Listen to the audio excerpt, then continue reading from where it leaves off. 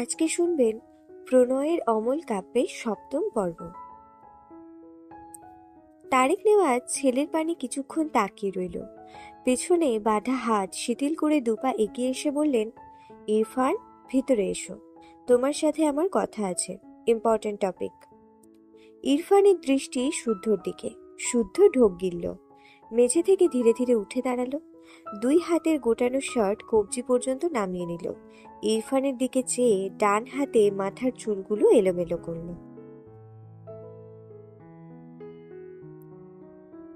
তার উদ্দেশ্যে সে এখন আবুল সাজতে চাইছে, আর মাইরা তাকে দেখে বলবে, অসম্ভব, এই আবুলকে আমি কিছুতেই বিয়ে করব না। তারেক নেওয়াজ বিরক্ত হয়ে বলল, ইরফান, আমি তোমাকে কিছু বলছি। ইরফান শুদ্ধর থেকে দৃষ্টি ঘুরিয়ে তার বাবার দিকে ফেরায়, গম্ভীর গলায় বলে, আই অ্যাম নট ইন্টারেস্টেড। কথাটা বলে এক সেকেন্ডও সেখানে দাঁড়ায় না, গটগট পায়ে চলে যায়। পেছন থেকে তারেক নেওয়াজ ডাকে, ইরফান, তুমি আর কত অভদ্রতার পরিচয় দিবে? আমার কথা শুনতে হবে তোমাকে। ইরফান, দাঁড়াও। ইরফানের হেলদোল নেই। তারেক নেওয়াজ তীব্র বিরক্তিতে চোখ মুখ কোঁচকালেন। শুদ্ধর দিকে তাকিয়ে বলল, তোমার ভাইকে বলে দিও, আর তুমি প্রিপারেশন নাও। ডিভোর্সের ব্যাপার আমি দেখছি, তুমি বিয়ে প্রিপারেশন নিলেই হবে। শুদ্ধ কাঁদো কাঁদো মুখ করে ঘর থেকে বেরিয়ে গেল। রান্নাঘর থেকে ইনায়া মায়েরার জন্য খাবার হাতে নিয়ে আসে। ইনায়াকে দেখে শুদ্ধ ইনায়ের সামনে দাঁড়িয়ে গেলে ইনায়া ধাক্কা খেতে খেতে বেঁচে যায়। মাথা তুলে শুদ্ধকে দেখে বলে, তুমি কখন আসলে? শুদ্ধ ইনায়ের বাঁ হাতে ছোট গোল প্লেটে কয়েকটা মিষ্টি দেখল, ডান হাতে পরোটা। শুদ্ধ ডান হাতের শার্ট গুটিয়ে একটা মিষ্টি নিয়ে মুখে পুরল। ইনায়া শুদ্ধর দিকে রেগে তাকায়। শুদ্ধ মুখেরটা শেষ করে দ্বিতীয়বার নিতে গেলে ইনায়া পিছন দিকে সরে গিয়ে তার হাত সরিয়ে নেয়। শুদ্ধ ভুরু কুঁচকে বলে, মেহমান আসতে যে খাতির করতে হয় তা তো কোনো জন্মে করলি না। নিজে নিজে আপ্যায়ন নিচ্ছি, তাও দিচ্ছিস না। ঘসেটি বেগমের মতো আচরণ কম কর, বেয়াদব। ইনায়া বিরক্ত হয়ে বলে, এটা মাইরার খাবার, তুমি বসো, তোমাকে দিচ্ছি। এটা বলে শুদ্ধ পাশ কাটিয়ে যেতে নিলে শুদ্ধ আর একটা মিষ্টি টুপ করে তার মুখে পুরে নেয়। ইনায়া রেগে তাকালে শুদ্ধ মুখের মিষ্টি শেষ করে হেসে একটু গলা উঁচিয়ে বলে, দুদিন পর ও আমার বউ হবে, তার আগে থেকে ভাগ বসাচ্ছি, বুঝলি গাধা? ইনায়া ভুরু কুঁচকে বলল, মানে? শুদ্ধ ইনায়ার হিজাবে ডান হাত মুছতে মুছতে বলে, আগে বল, এই বাসায় কি কাহিনী ঘটেছে ইরফান আর ওই মাইরা মেয়েটার মাঝে? ইনায়া দীর্ঘশ্বাস ফেলে বলে, ভাইয়া মাইরাকে আবার মেরেছে। শুদ্ধ অবাক হলো না, এটাই আন্দাজ করেছিল। তাদের সোজা বেশ অনেকটা দূরে ইরফানকে দাঁড়িয়ে থাকতে দেখল শুদ্ধ। গলা উঁচিয়ে হেসে বলল, মাইরা আমার বউ হতে যাচ্ছে খুব শিগগিরই, তোর ভাই ডিভোর্স দিয়ে দেবে ওকে। ইনায়া অদ্ভুত চোখে শুদ্ধর দিকে তাকালো, অবাক হয়ে বলে, তোমার মাথা আছে না গেছে? শুদ্ধ ইরফানের পেছন অবয়বের দিকে তাকায় আর একবার। ইরফানের কপালে একটা টোকা দিয়ে হেসে বলে, কানি দেখ, মাথা আমার জায়গায় আছে, তুই চোখের ডক্টর দেখা, আমার বিয়েতে তোকে অনেক কিছু খাওয়াবো, একদম কিপটামি করব না। এটা বলে সে ইরফানের দিকে এগিয়ে যায়। ইনায়া তবদা খেয়ে চেয়ে আছে, চিন্তিত মুখে ধীর পায়ে এগিয়ে যায় মাইরার ঘরে। শুদ্ধ ইরফানের পাশে দাঁড়িয়ে ভুরু কুঁচকে বলে, এখানে কি করছিস? কথাটা বলে সে নিজেও দেখাও চেষ্টা করলো। তার আগে ইরফান শুদ্ধর কলার শক্ত হাতে চেপে টেনে বাইরের দিকে নিয়ে যায়। শুদ্ধ ইনোসেন্ট ফেস বানিয়ে বলে, আরে ছাড় ছাড়, আমি নিজেই যাচ্ছি। ইরফান ছাড়ল না, উল্টে আরো শক্ত করে কলার চেপে দৃষ্টি সামনে রেখে পায়ের গতি বাড়ালো। ইরফান সরে গেলে ইনায়া সেখানে দাঁড়িয়ে যায়। ঘরের দরজা একদম খোলা, সে নিজে এইভাবে রেখে গিয়েছিল হয়তো মনের ভুলে। মাইরা এদিকে ফিরে এলোমেলো হয়ে শুয়ে আছে, দেখে মনে হচ্ছে ঘুমিয়েছে। ঘাড় বাঁকিয়ে ইরফান আর শুদ্ধর দিকে তাকালো। ইরফান এখানে বেশ কিছুক্ষণ দাঁড়িয়েছিল, ইনায়া খেয়াল করেছে। কি যে তার ভাইয়ের হাবভাব বোঝা যায় না। অতঃপর সে ঘরের ভেতর প্রবেশ করে, হাতের প্লেট রেখে মাইরার পাশে বসে মাইরাকে ডাকে। এটুকু সময়ের মাঝেই মেয়েটা ঘুমিয়েছে। ইনায়া ডাকে মাইরা পিটপিট করে চোখ মেলে তাকায়, ধীরে ধীরে উঠে বসে, দুহাতে মুখে হাত বুলিয়ে এলোমেলো চুলগুলো খোপা করে নেয়। তোমার শরীর উইক লাগছে মাইরা। মাইরা হেসে বলে, না আপু, আমি ঠিক আছি, মাথা ব্যথা করছিল তাই একটু চোখ লেগেছিল। ইনায়া পাশ থেকে প্লেট নিয়ে মায়েরার সামনে ধরলে মায়েরা পরোটার মিষ্টি দেখে হেসে বলে, এই খাবার তো আমার ফেভারিট আপু। ইনায়া মৃদু হেসে বলল, আমি জানি, তুমি বলেছিলে। মায়েরা একবার মুখে নেয়, মুখের খাবার গিলে নিয়ে বলে, আচ্ছা আপু, তোমাদের বাগানে অনেক সবজি দেখেছিলাম, ফুল ফলের গাছও ছিল, কিন্তু করলার গাছ নেই কেন? ইনায়া ভুরু কুঁচকে বলে, কারণ এই বাসায় করলা খাওয়ার সদস্য নেই। ওই অখাদ্য কে খায়? মায়েরা হেসে বলে, অখাদ্য কেন বলছো? করলা অনেক, মানে আমার অনেক ফেভারিট। ইনায়া অবাক হয়ে মায়েরার দিকে তাকায়, গালে হাত দিয়ে বলে, করলা তোমার এত পছন্দ, কিন্তু তোমার মুখ থেকে তো সবসময় মধু ঝরে। আর ওইদিকে আমার ভাইয়া করলার তরকারি যে টেবিলে থাকে, সেই টেবিলে ভাইয়া খেতেই বসে না। ব্যাপারটা তো পুরো উল্টো গেল। মাইরা হেসে বলে, তোমার ভাই একটা জল্লাদ, বুঝলে? যারা জল্লাদ হয় তাদের করলা খাওয়া লাগে না, এমনিই জল্লাদপনা করে। ইনায়া মৃদু হাসলো, কিছু বলল না। মাইরা খাওয়া শেষ করে ব্যথার ওষুধ খেয়ে একটা টাফলিন খেয়ে নেয়। ইরফান তার পার্কিং করে রাখা গাড়ির পাশে এসে দাঁড়ায়, শুদ্ধর কলার থেকে হাত সরিয়ে নেয়। এরপর শুদ্ধর সামনে দাঁড়িয়ে শুদ্ধর দিকে তীক্ষ্ণ চোখে চেয়ে প্যান্টের পকেট থেকে সিগারেটের প্যাকেট বের করে একটা সিগারেট ঠোঁটে চেপে প্যাকেটটা আবার পকেটে রাখে। সিগারেটের ঠোঁটের ফাঁকে রেখেই গম্ভীর স্বরে বলে, লাইটার? শুদ্ধ পকেট থেকে লাইটার বের করে এগিয়ে দেয় ইরফানের দিকে। ইরফান লাইটার নিল, দৃষ্টি তার শুভ্রর ওপর নড়চড় নেই। তীক্ষ্ণ দৃষ্টি শুদ্ধর পানে রেখে ডান হাতের সাহায্যে লাইটার দিয়ে সিগারেটে আগুন ধরালো। শুদ্ধ চোখ ছোট ছোট করে ইরফানের দিকে চেয়ে আছে। ইরফান লাইটার ডান হাতের মুঠোয় চেপে বাম হাত উঠিয়ে সিগারেট ধরালো। শুদ্ধ থেকে দুপা পিছিয়ে গিয়ে দেদারসে সিগারেট ফুঁকতে লাগলো। শুদ্ধ বিরক্ত হয়ে বলল, আমাকে কি সিগারেট খাওয়া শেখাতে চাইছিস? তোর চেয়ে কম খাই, ঠিক আছে, কিন্তু খাই, আর খেতেও পারি। ইরফান হ্যাঁ না কিছুই বলল না, চুপচাপ সিগারেটের ধোঁয়া শূন্যে ওড়াতে লাগলো। শুদ্ধ আবারও বলে, তোর বাবা কি বলেছে শুনেছিস? ইরফান সিগারেট হাতে নিয়ে নাক মুখ দিয়ে ধোঁয়া ছেড়ে গম্ভীর গলায় বলে, শুনেছি। শুদ্ধ ভুরু কুঁচকে বলল, তোকে তো ঠান্ডাই লাগছে, এর মানে তোর মত আছে, তোর বউকে তাহলে আমায় দিয়ে দিচ্ছিস? ইরফান শুদ্ধর থেকে দৃষ্টি সরিয়ে বাঁকা চোখে সিগারেটের দিকে তাকায়, এরপর আবারও শুদ্ধর দিকে তাকিয়ে ঠান্ডা গলায় বলে, নিবি তুই? শুদ্ধ হেসে নামিয়ে রাখা শার্টের হাতা সুন্দর করে গুটিয়ে কনুই পর্যন্ত ভাঁজ করে, মাথার এলোমেলো চুলগুলোর ভাঁজে হাত চালিয়ে গুছিয়ে নিয়ে বলে, তুই দিলে নিব না কেন? জাহিদ বলেছিল মাইরা একটা পুতুল, মিথ্যে বলেনি, ও আসলেই একটা পুতুল। ইরফান শুদ্ধর দিকে তীক্ষ্ণ চোখে চেয়ে সিগারেটে আরো 2-3 বার টান দেয়, এরপর বাম হাতে সিগারেট নিয়ে ডান হাতের মুঠোয় থাকা লাইটারের সাহায্যে আধ খাওয়া সিগারেটে ঘুরিয়ে ঘুরিয়ে আগুন ধরায়। শুদ্ধ মিটিমিটি হাসছে। গতকাল ডিভোর্সের কথা বলায় যে রাগ দেখালো, আজের চুপ থাকাটা শুদ্ধ মানতে পারছে না, তাই একটু বাড়িয়ে বলে ইরফানকে, দেখতে চাইছে। ভাবনার মাঝে ইরফান এগিয়ে এসে দাঁড়ায় শুদ্ধর সামনে। শুদ্ধ নিজেকে স্বাভাবিক করে ভুরু কুঁচকে বলে, পুতুলটাকে সারাদিন মারিস, তার চেয়ে বরং তুই ডিভোর্সটা দিয়ে দে, আমি ওকে বিয়ে করে আজ। লাইনটা শেষ করার আগে ইরফানের বাম হাতের মুঠোয় রাখা আগুন ধরানো সিগারেট শুদ্ধর ঠোঁটে চেপে ধরে। শুদ্ধ ছিটকে সরে যায় দুপা। ইরফান তার বাম পা শুদ্ধর পেছনে দিলে শুদ্ধ ঠাস করে পড়ে যায় ইরফানের পায়ের সাথে বেজে। ইরফান বাম হাঁটু মাটিতে ঠেকিয়ে ডান হাঁটু কিছুটা উঁচু করে শুদ্ধর ঠোঁটে আবারও জ্বলন্ত সিগারেট চেপে ধরে। শুদ্ধর মাথা মাটির সাথে লাগানো, ছেলেটা আর নড়তেও পারছে না।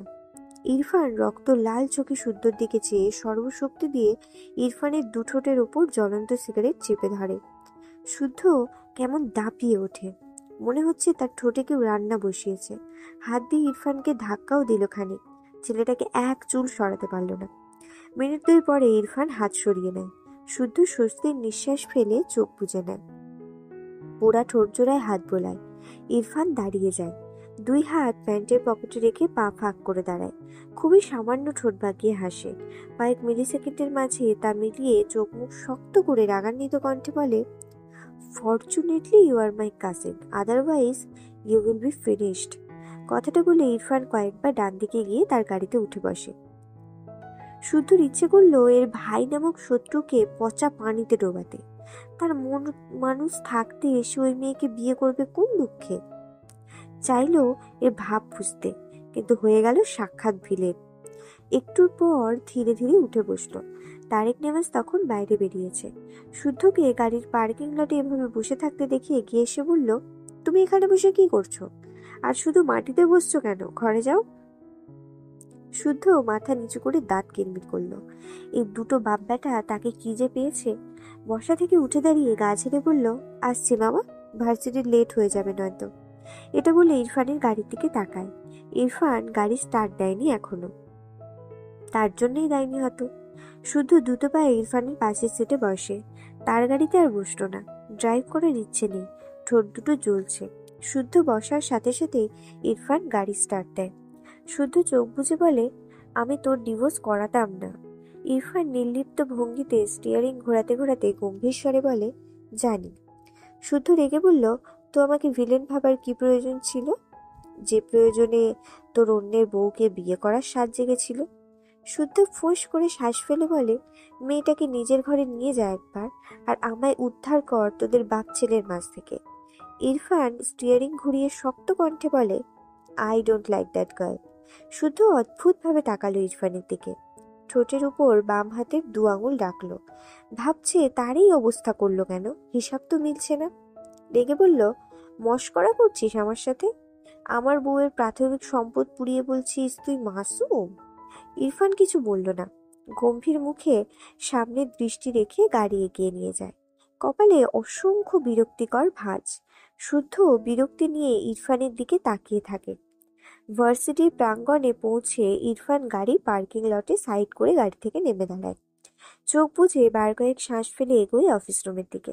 শুদ্ধ পিছন পিছন আসে ইরফানের। কয়েকবার দুটো ফেলে ইরফানের পাশে হাঁটতে হাঁটতে বলে, কিছু বলছিস না কেন? এসব কি খাপছাড়া ব্যবহার? আমি কি মাই? ইরফান ডান হাতের শার্ট কনুইয়ের ওপর পর্যন্ত গুটালো খানিকটা। শুদ্ধ এটা দেখে জিভ গুটিয়ে নেয়, সাথে দাঁড়িয়ে যায়, আর এগোয় না। কি জানি ভাই যদি মারটার খায়। এর হাত আবার বেশিই চলছে ইদানিং। মার খেলে স্টুডেন্টদের সামনে মান ইজ্জত কিচ্ছু থাকবে না। শুদ্ধ দাঁড়ালে ইরফান দাঁড়ায় না, এগিয়ে যায়। তবে তার গম্ভীর স্বরে ভেসে আসে কিছু শক্ত কথা, ডোন্ট ডিস্টার্ব মি। শুদ্ধ ফোঁস করে শ্বাস ফেলল। ইরফানের বাবা বলছে বিয়ের প্রিপারেশন নিতে। সে প্রিপারেশন নিলে ইরফান এসে তার উপর ঝাঁপিয়ে পড়ছে। সে কোথায় যাবে? আর তার বউয়ের কি হবে? কবুল বলার আগে এই বাপ ছেলের জন্য তার হার্ট অ্যাটাক ফাটাটাক হয়ে যাবে না তো? বাম হাতে পোড়া ঠোঁট বোলায়, ডান হাত বুকের বাঁ পাশে রাখে, মুখটা অসহায়। সামনে এক মেয়ের উপর চোখ পড়লে ভুরু কুচকে তাকায় শুদ্ধ মেয়েটার দিকে। মেয়েটা তার দিকেই তাকিয়ে আছে। কাছে এসে শুদ্ধকে একটা সালাম দিল। শুদ্ধ নিজেকে স্বাভাবিক করে পকেট থেকে হাত গুজে স্টুডেন্টের সালামের উত্তর দেয়। মেয়েটা পাশ কাটিয়ে যেতে নিলে শুদ্ধ গম্ভীর গলায় বলে, ওয়েট। মেয়েটি পিছন ফিরে তাকালে শুদ্ধ ভুরু কুচকে বলে, তুমি আমার দিকে এতক্ষণ তাকিয়েছিলে কেন? ওয়াই? Answer me. মেয়েটা বোকা চোখে শুদ্ধর দিকে তাকায়, এলোমেলো দৃষ্টি ফেলে মাথার জর্জেট ওড়নাটা আরেকটু সামনের দিকে টেনে নিয়ে আমতা আমতা করে বলে, সরি স্যার, এমনি।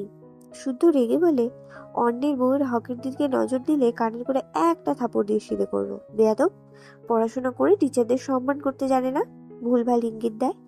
মেয়েটা শুদ্ধর কথায় রেগে যায়, মাথা নিচু তার, ডান হাতের 5 আঙুল দলা পাকায়। এটা তাদের স্যার না হলে এক্ষুনি একটা থাপ্পড় নিশ্চিত ছিল এই ছেলের গালে। শুদ্ধ ধমকে বলে, আউট। মেয়েটা ধমক খেয়ে কেঁপে ওঠে, দ্রুত সেই স্থান প্রস্থান করে। শুদ্ধ ভুরু কুচকে দেখলো মেয়েটার প্রস্থান। এরপর সেও উল্টো ঘুরে অফিস রুমের দিকে এগায়।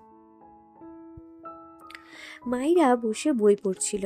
তার 1 মাস পর এসএসসি পরীক্ষা। মাঝে 2 দিন একদমই পড়া হয়নি। আজ রাতে না ঘুমিয়ে মেয়েটা পড়ছে মন দিয়ে। ঘাড় বাঁকিয়ে একবার ইনায়ার দিকে তাকালো। ইনায়া ঘুমে কাঁদা। মাইরা আজ রাত জাগতে পারছে কারণ দিনে অনেক ঘুমিয়েছে, তাই প্রবলেম হচ্ছে না। দেয়াল ঘড়িতে দেখলো রাত 1:30। চেয়ার থেকে উঠে বিছানার পাশে গিয়ে দাঁড়ায়। টেবিলের উপর রাখা জগ তুললে দেখে জগ খালি। মাইরা বিরক্ত হয়, তেষ্টা পেয়েছে তার। জগটা টেবিলের উপর রেখে ঘর থেকে বেরিয়ে গেল পানি আনার জন্য। ডাইনিংয়ে গিয়ে চেয়ারে বসে তৃপ্তি করে পানি খেয়ে উঠে দাঁড়ালো। এরপর ঘরের দিকে যেতে গিয়ে কি মনে করে থেমে যায়। কিছু একটা ভেবে তার ঘরে দৌড়ে যায়। ড্রয়ার থেকে একটা ছোট্ট কেচি বের করে, কেচিটার দিকে তাকিয়ে মুখ চেপে হাসে। সারাদিন ওষুধ খেয়ে ঘুমিয়ে শরীর একটু ভালো হয়েছে। অমনি লাফঝাপ শুরু করেছে মেয়েটা। একবার ইনায়ের দিকে তাকালো, ইনায়ার নড়চড় নেই। মাইরা ডান হাতে কেচি ধরে, অপর হাতে তার ফোনের ফ্ল্যাশ জ্বালায়। এরপর ঘরের দরজা চাপিয়ে ঘর থেকে বেরিয়ে আসে। তারপর ফোনের ফ্ল্যাশ সামনের দিকে রেখে ধীরে ধীরে সিঁড়ি বেয়ে ওপরে উঠতে থাকে দোতলায় যাওয়ার জন্য। ইরফানের ঘরের দরজার সামনে দাঁড়িয়ে আছে মাইরা। দরজা চাপানো, কিন্তু ভেতর থেকে লাগানো নয়। মাইরা দরজাটা একটু ফাঁক করলো। ভেতরে ঘুটঘুটে অন্ধকার। মাইরার মনে হলো এই ঘর একটা ভুতুড়ে ঘর। পা দিয়ে একটু একটু করে দরজা ঠেলে মাইরা ভেতরে উকি দেয়। মেয়েটা ঢোক গেলে। এত অন্ধকার করে রাখায় মাইরার বিরক্তি লাগলো। তারা কি সুন্দর জিরোবাতি জ্বালিয়ে ঘুমায়। বিড়বিড় করলো, এই লোকটা আসলেই আর্টিস্টিক। দুরু দুরু বুকে পা টিপে টিপে ঘরের ভেতর প্রবেশ করে। ফোনের আলো সামনের দিকে ধরলে চোখ পড়ে বিছানায় কেউ শুয়ে আছে উল্টো হয়ে। মাইরা স্বস্তির নিঃশ্বাস ফেলে। একটু শ্বাস নিয়ে আবারও আলতো পা ফেলে এগিয়ে যায়। একদম বিছানার কিনারায় গিয়ে দাঁড়িয়ে ইরফানের পিঠের দিকে লাইট তাক করে রাখে। ইরফান খালি পিঠ মাইরার চোখে পড়ে। মাইরা ঢোক গিলে। সে ভাবলো এই লোক ফর্সা নাকি তার ফোনটা একটু বেশি উন্নত মানের, তাই এমন লাগছে। ইরফান কোমর পর্যন্ত কাঁথা টেনে উল্টো হয়ে শুয়েছে। দুহাত ওপর দিকে উঠিয়ে মাথা ডান দিকে ফিরিয়ে রেখেছে। মাইরা ইরফানকে দেখে ইরফানের মাথার দিকে নজর দেয়। ঝাঁকড়া চুলগুলো এলোমেলো হয়ে আছে। মাইরা আবারও একটু হাসে। মনে মনে বিড়বিড় করে, এইবার বুঝবে ঠেলা। আমাকে কতবার মারলো, গালটা সরকারি পেয়েছে। এখন তোমার টাক করিয়ে মজা বোঝাবো। হাতের ফোন মুখের সাহায্যে ধরে হালকা নিচু হয়। কাপা হাত দুটো এগিয়ে নেয় ইরফানের মাথার দিকে। বাম হাতে কয়েকটা চুল ধরে, ডান হাতে কেচি। দুহাত অস্বাভাবিকভাবে কাঁপছে, ভয় হয়তো। মাইরা ঢোক গিলে কেচিতে চাপ দিতে গেলে ইরফান উল্টো ঘুরে তাকায়। মাইরা ঠাস করে পড়ে যায় বিছানায়। হাতের কেচির কোণা তার গলায় এসে বেঁধে। মাইরা ব্যথা পায়, ভয় সব মিলিয়ে চিৎকার দিতে চায়। তার আগে ইরফান তার হাত শক্ত করে মাইরার মুখ চেপে ধরে। মাইরা চোখ বড় বড় করে তাকায়। ফোন যে কোথায় পড়েছে লাইট দেখা যায় না। পুরো ঘর ঘুটঘুটে অন্ধকার।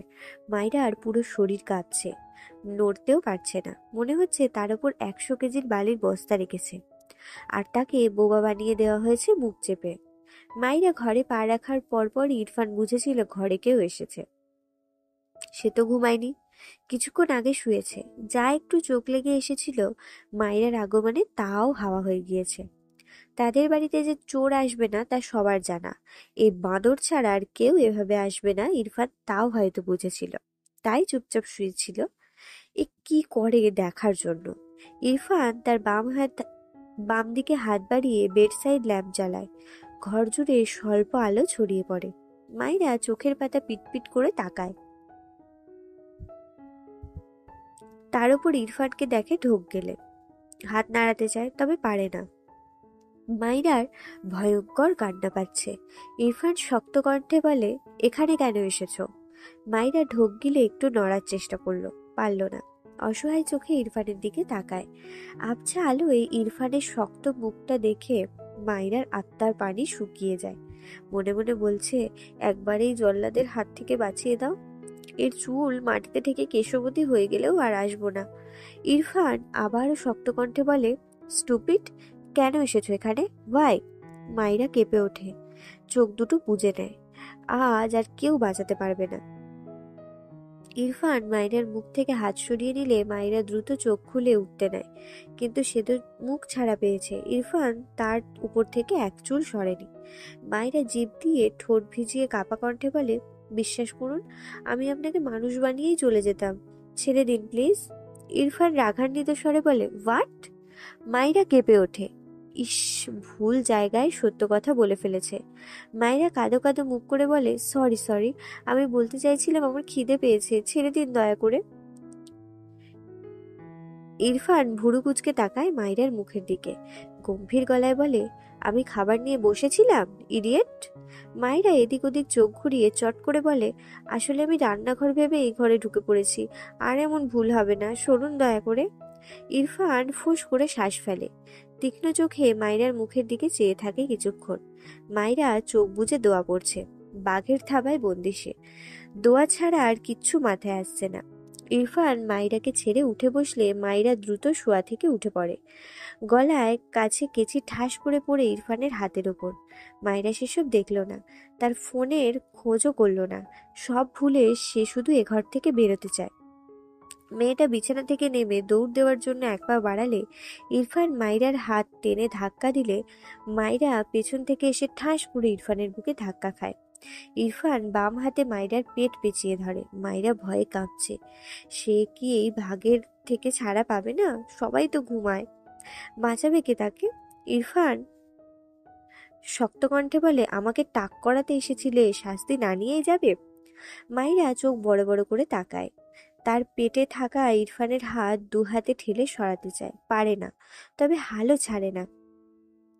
ইরফান ডান হাতে কেচি তুলে নেয়, মাইরার সামনে নিয়ে কয়েকবার নাড়ায় কেচি, এরপর গম্ভীর স্বরে বলে, তোমার চুল কে বাঁচাবে এবার? মাইরা কেঁদে দিয়ে বলে, না না, আমার চুল কাটবেন না প্লিজ, আমার সাধের চুল, ছেড়ে দিন আমায়, আপনি কেশবতী হয়ে গেলেও আর তাকাবো না আপনার চুলের দিকে, ছেড়ে দিন আমায়। ইরফান ছাড়ল না মাইরাকে। মাইরা উপায় না পেয়ে মাথা নিচু করে ইরফানের হাতে দাঁত বসিয়ে দেয়। ইরফান শক্ত চোখে মাইরার পিঠে ছড়িয়ে পড়া চুলগুলোর দিকে তাকায়। মাইরা ইরফানের হাত কতক্ষণ যে কামড়ে ধরে রাখলো। ইরফানের কোনো হেলদোল নেই। মাইরার এতে রাগ লাগলো, হাত থেকে হাত সরিয়ে হাতের উপর ঠোঁট জোড়া রেখেই বিড়বিড় করলো, উফ আল্লাহ, এই লোকটাকে এমন গন্ডার বানিয়েছো কেন? ইরফান মাইরার পেট ধরে রাখা হাত শিথিল করলে মাইরা পড়ে যেতে নিলে ইরফান মাইরার চুলের গোছা ধরে মাইরাকে তার দিকে ফেরায়। মাইরা ব্যথা পায়, কেঁদে কেটে বলে, ব্যথা পাই আমি, ছাড়ুন বলছি, আর আপনার চুল কাটতে আসবো না। ইরফান নীরব চোখে মাইরার মুখ পানে চেয়ে কিছুই বলে না, চুলের গোছা আরো খানিকটা শক্ত করে ধরে।